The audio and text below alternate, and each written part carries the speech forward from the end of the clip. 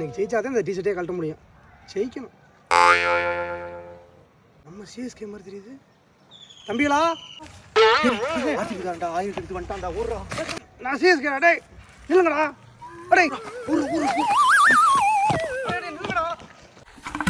என்னடா அம்சா இப்படி தோத்துறான்? ஆமாடா.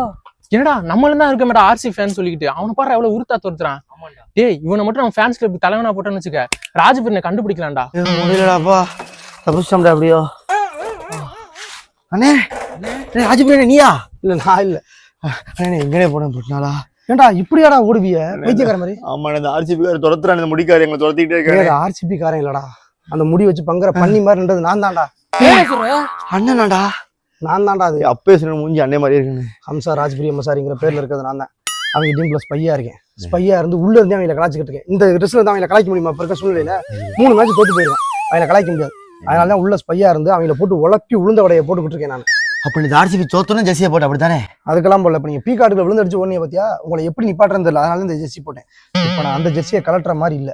இது மட்டும் இல்ல, என்னைய கண்டுபிடிக்கிறதுக்கு ஒரு ஸ்பை போட்டிருக்காங்க.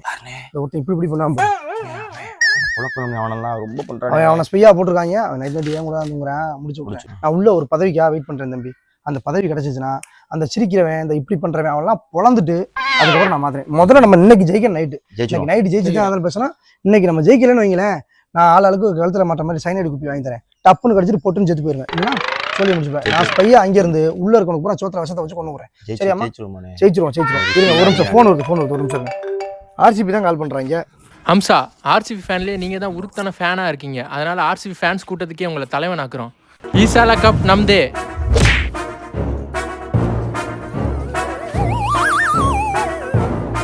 அமைதியா நின்னா அவர் எரியற தணல், சீறி பாஞ்சா அவர் வால் நட்சத்திரம்,